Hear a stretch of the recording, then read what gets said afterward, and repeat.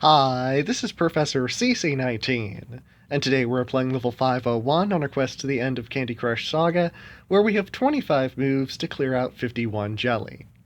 Now before we get started, I'm not going to ask you to subscribe, however I will remind you that the button is right there, and that I put out a lot of great content from Candy Crush to Algodo Marble Racing with the upcoming 2021 Winter Marble Alg Olympics, and now Wii Sports Resort content almost every day.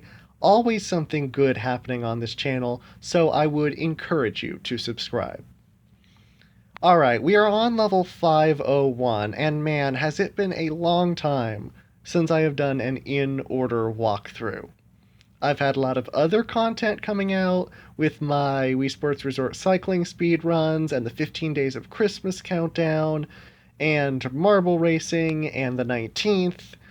But yeah, it has been almost 3 months since I played level 500 and did the subscriber shout out to all the public subscribers on my channel, which has increased significantly since then. So, thank you to everyone who has subscribed, and I am back to fulfill your requests for more Candy Crush videos in the in-order walkthroughs.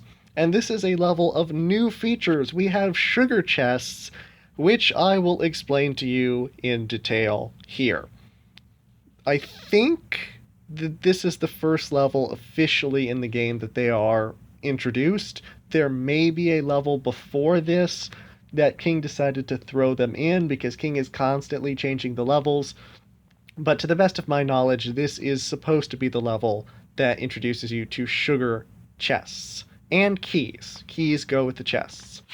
You can see these white and brown squares with the little white spokes surrounding the central heart with a keyhole shape here, where my finger is highlighting on the right, and matching it on the left. Those are called sugar chests. And the keyhole, like I said, corresponds to sugar keys. You can see these similarly heart-themed key dispensers at the top of the board in the 3 center columns. Those columns will be giving us keys every set number of turns. Now, to be honest, it's been a while since I've played this level, and I don't remember how many turns it takes for our key dispensers to give us keys, but we need to collect those keys, which will be colored orange, green, blue, or purple on this board. If we had red, they could also be red. They can also be yellow. We need to collect those keys by matching them with the other colors to unlock the chests. The chests can be up to 5 layers thick, which means we would have to collect 5 keys to unlock them completely. And really, there can be anything hiding in the chest. You can see blue candies, purple candies, green candies, and waffles, 2 layers thick, hiding behind all the spokes of the sugar chests. And when we unlock them, we can finally access what's underneath. Now, that's important on this level because there is jelly underneath these outer sugar chests, the ones that are 5 layers thick.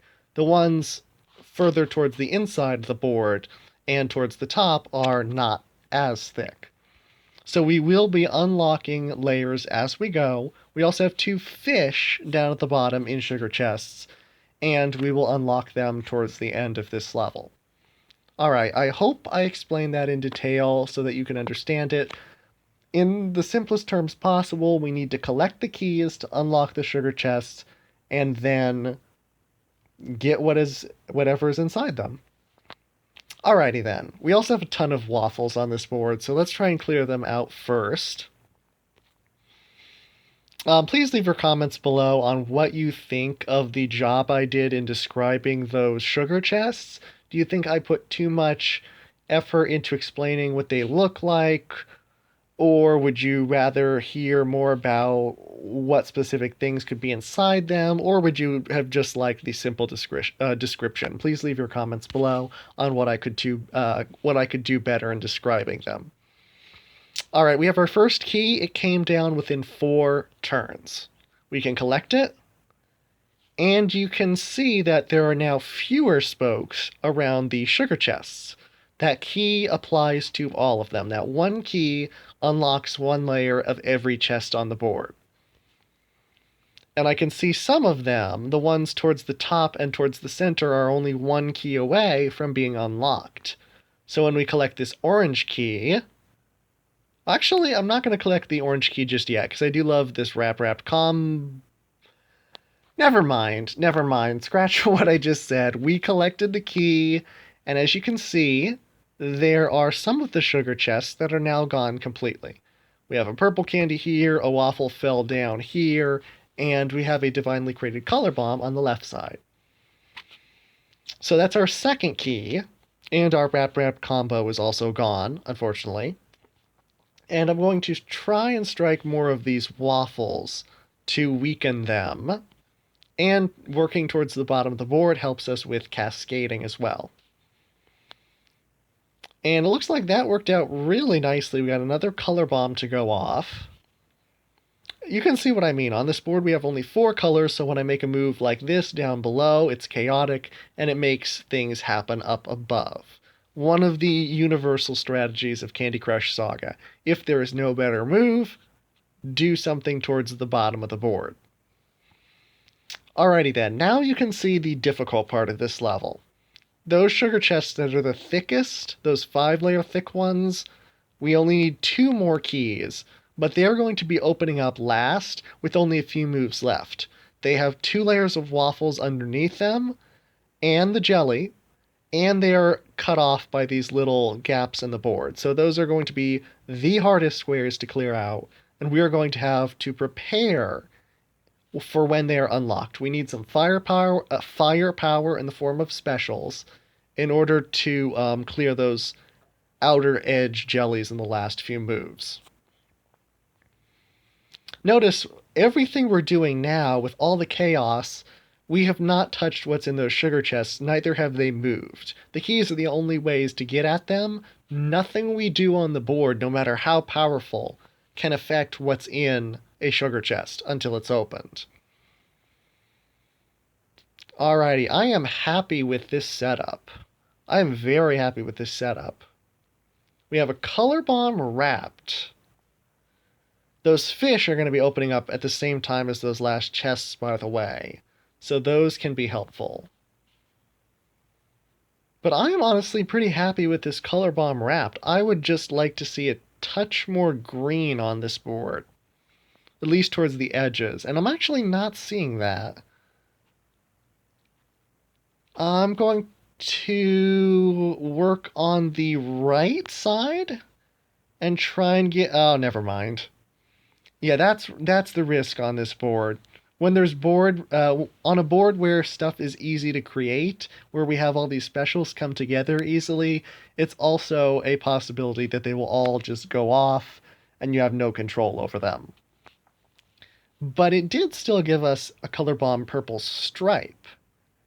That's not as reliable as a color bomb wrapped, but it's still pretty good.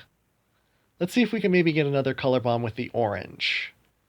Not quite, but we did get a key, and I'm going to open it. I'm going to collect it immediately. All right, 4 moves, 9 jelly. I'm most concerned about the 2-layer thick waffles. And I do have that color bomb combo. The question is it enough to clear out this board? I don't think it's going to finish the level, but it's going to get us pretty darn close. Color bomb purple stripe. It's going to clear out most everything except for 4. The fish helped a little more, and it looks like when everything settles, we have done enough. When we take out all blue, we can get this done. Alrighty then, that is how we beat level 501. We are back in the swing of things with these walkthroughs.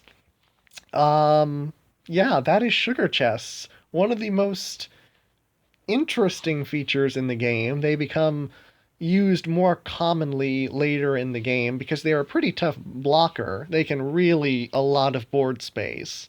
Not like the chocolate, but they can take up a lot of space and take a while to get removed, depending on how fast the keys drop. But yeah, this level's tricky because of those last few waffles and jellies underneath them. Prepare to deal with them on the last 5 moves. If you're not prepared, you're going to lose. If you prepare before move 5 and you have a lot of ammunition, then you're probably going to beat this level within a few tries. There is luck involved, but preparing always helps, having a good game plan. You can always bring in more fish. They become part of the candy mix, so maybe one will show up in the last few moves to help you. If you found this video helpful to you, please subscribe. If you're stuck on any other level, leave your comments below. I will try and help you with that. And as always, thanks so much for watching. Have a great day.